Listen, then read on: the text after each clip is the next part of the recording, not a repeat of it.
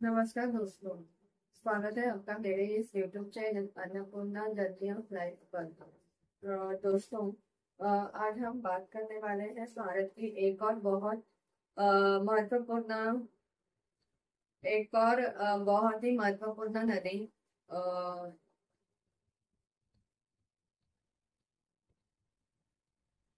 महानदी के बारे में।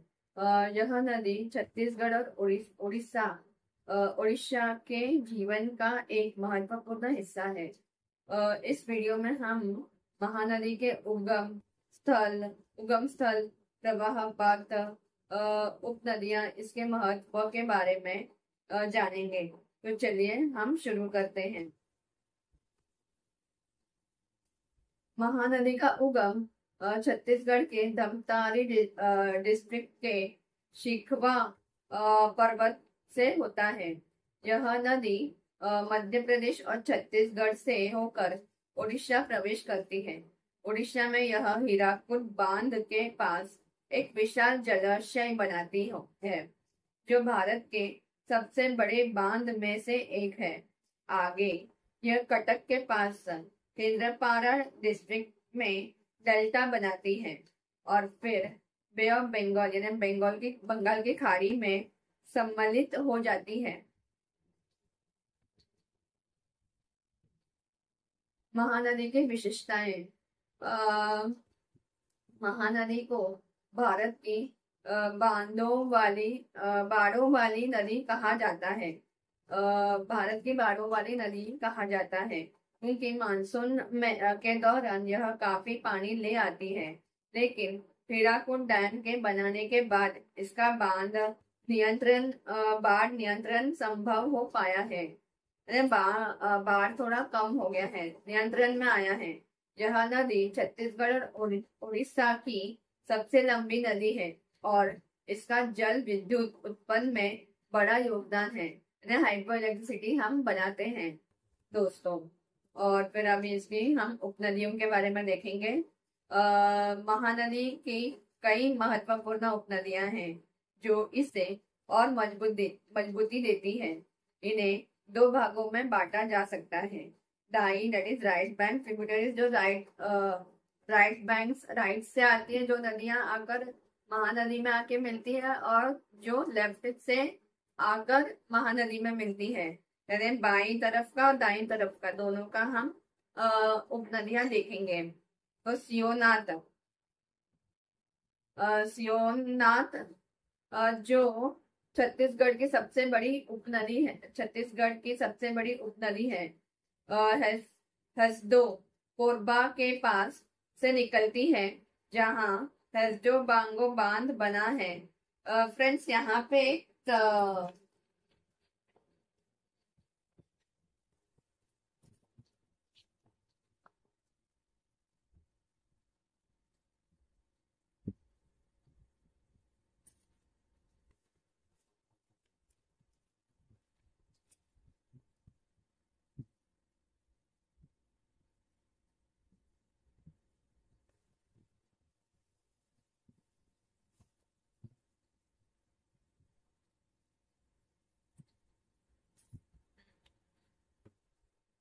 हसदो फिर मान करके एक है, जो बिलासपुर से आने वाली एक महत्वपूर्ण नदी है। इब ओके, फिर इब है उड़ीसा के जरसुगुड़ा डिस्ट्रिक्ट से महानदी में मिलती है। ओके, ये तो हो गया लेफ्ट साइड से, यानी आपका बाईं तरफ से आने वाली नदियों का। अभी हमें दाईं तरफ से आने वाली नदियों का देखना है। तो जोंक है उड़ीसा और छत्तीसगढ़ के बीच में बहने वाली नदी। तल उड़ीसा उड़ीसा के एक और महत्वपूर्ण नदी है जो महानदी में मिलती है। ऊंग नदी है, जो संबलपुर के पास मिलने वाली एक और उपनदी है। फिर महानदी छत्तीसगढ़ के महत्व। महानदी छत्तीसगढ़ और उड़ीसा के लोगों के लिए एक जीवन रेखा है। यह खेती, जलवायु उत्पन्न और मछुआरी वृत्ति यानी फिशिंग और नौका चलाने के लिए अत्यंत उपयोगी है। हीराकुद डैम भारत का सबसे बड़ा मिट्टी का बांध है और ये पानी का संरक्षण और बिजली उत्पन्न दोनों में योगदान देता है। ये जो नदी है ना, ये जो डैम है ना, ये मिट्टी से बना हुआ है।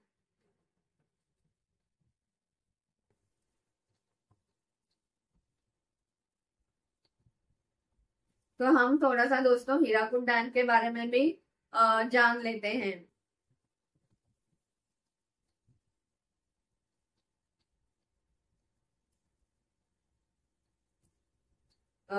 हीराकुद डैम का निर्माण और इतिहास देखते हैं दोस्तों। जो 19 black and white visuals of dam constructions in the 1950 1950 में इसका कंस्ट्रक्शन हुआ था। तो वो भी हम देखते हैं। हीराकुद डैम का निर्माण महानदी पर किया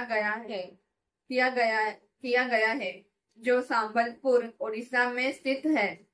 इस बांध का विचार 1947 में आया था, जब भारत आजादी के तुरंत बाद नए विकास पर ध्यान दे रहा था। इसका उद्घाटन 13 जनवरी 1957 को पंडित जवाहरलाल नेहरू ने किया था। इस बांध का मुख्य उद्देश्य बाढ़ नियंत्रण, जल विद्युत उत्पन्न और सिंचाई है। महानदी जो बांधों की नदी कहलाती थी, इस बांध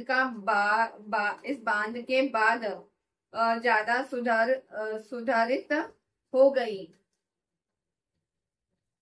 सुधर गई नदी। जो ये बांध बांधने के बाद, हीराकुद डैम बांधने के बाद में पहले तो बहुत बाढ़ आती थी। बाढ़ आने से लोगों को तकलीफ होती थी। लेकिन बांध बांधा हीराकुद का तो ये नदी सुधर गई, बाढ़ आना कम हो गए। हीराकुद डैम दुनिया के सबसे लंबे मिट्टी के बांध है, यानी अर्तन डैम है। ये मिट्टी से बनाया गया हुआ दुनिया का सबसे बड़ा सबसे लंबा डैम है में से एक है। इसकी कुछ महत्वपूर्ण विशेषताएं भी है। इसकी लंबाई 25.8 किलोमीटर है। समग्र लंबाई और इंक्लूडिंग डाइक्स भी।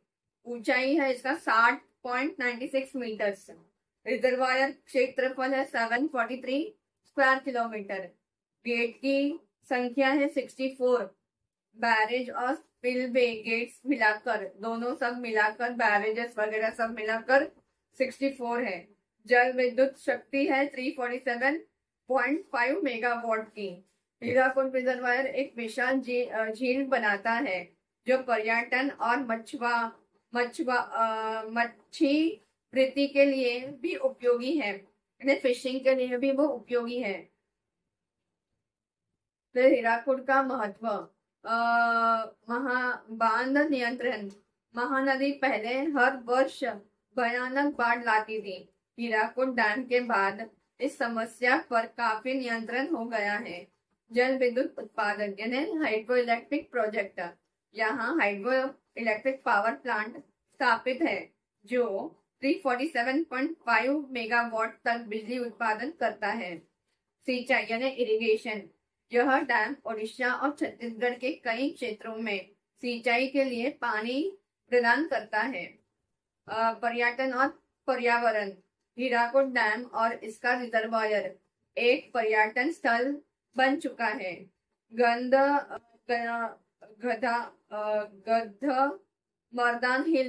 गंधमर्दान हिल्स, देवरीघर वाइल्ड लाइफ सेंचुरी और कैटल आइलैंड जैसे स्थानों की वजह से यहाँ हर साल हजारों पर्यटक आते हैं। अगर आप में से कोई गया है इन स्थलों पर तो कमेंट्स में बताइएगा। इसके हम चैलेंजेस और समस्याएं देखेंगे। सिल्टेशन यानी गद्दारी जमा होना। रिजर्वायर में तेजी से गद्दारी जमा हो रही है जो इसके जल धारण क्षमता को कम कर रही है। पुनर्वास समस्या, रिहेबिलिटेशन इश्यू हो रहा है। बांध के निर्माण से दूरों दूरों हजारों लोगों को पुनर्वासित किया गया, जिसमें कुछ जगह आज भी सुधार की जरूरत है। जल प्रदूषण, कई औद्योगिक क्षेत्र के कारण रिजर्वायर का पानी प्रदूषित हो रहा है।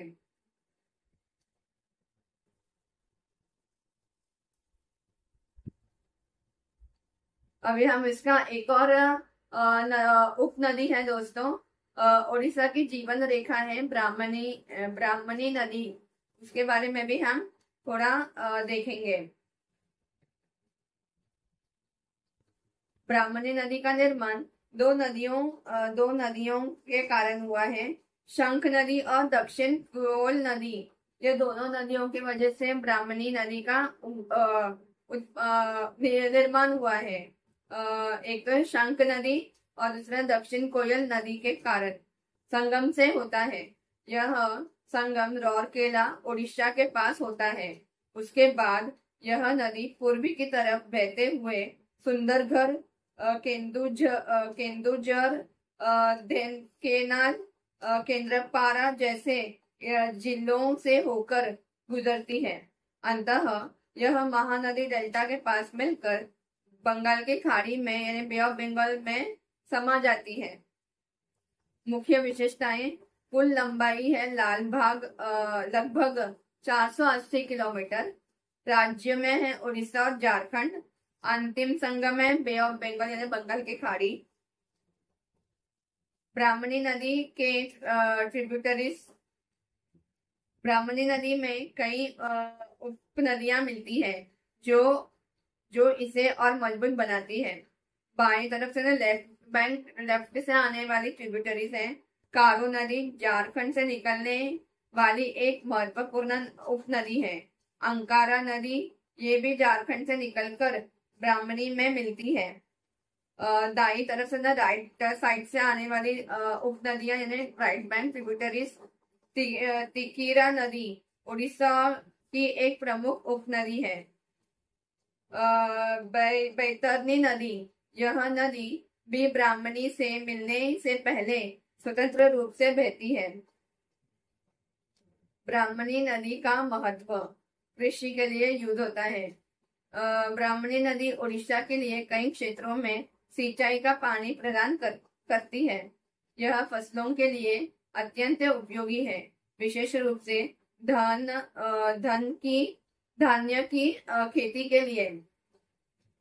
जल विद्युत उत्पादन, ब्राह्मणी पर रेंगाली डैम स्थित है जो हाइड्रो इलेक्ट्रिक पावर जनरेट करता है। यह बिजली उत्पादन में महत्वपूर्ण योगदान देता है। बाढ़ नियंत्रण, बरसात के दौरान नदी के जल स्तर बढ़ने से बाढ़ का खतरा बना रहता है। रंगेली डैम इस पर नियंत्रण रखा जाता है। पर्यटन और पर्यावरण, ब्राह्मणी नदी के आसपास देब्रीगढ़ वाइल्ड लाइफ सेंचुरी जैसे सुंदर स्थान स्थित है। यहाँ कई प्रकार के पक्षी और जल जीव पाए जाते हैं। चुनौतियां और समस्याएं, प्रदूषण, जल स्तर में कमी और अवैध रेत खनन के प्रदूषण हो रहे हैं दोस्तों। उद्योगों से निकलने वाले रासायनिक कचरे से नदी का जल प्रदूषित हो रहा है। और अवैध रेत खनन, ज्यादा रेत निकल जाने से नदी का परिशक्ति तंत्र प्रभावित हो रहा है। सिलिकेशन, गंदगी जमा होना, नदी के जल जागरण क्षेत्र में गद्दारी जमा हो रही है जो जल प्रवाह को कम कर रही है। ब्राह्मणी नदी सिर्फ उड़ीसा झारखंड के लिए ही नहीं बल्कि पूरे पूर्वी भारत के लिए भी एक महत्वपूर्ण जल स्रोत है। यह कृषि, जल, विद्युत और जीवन के लिए अत्यंत आवश्यक है। लेकिन जल प्रदूषण और अवैध खनन जैसे समस्याओं से इसे बचाने की जरूरत है। हमें इस नदी को सुरक्षित और स्वच्छ रखने के लिए मिलकर प्रयास करना होगा। आपको यह वीडियो कैसा लगा कमेंट करके जरूर बताइए। अगर आपको यह पसंद आया तो लाइक शेयर सब्सक्राइब करना ना भूलें। धन्यवाद।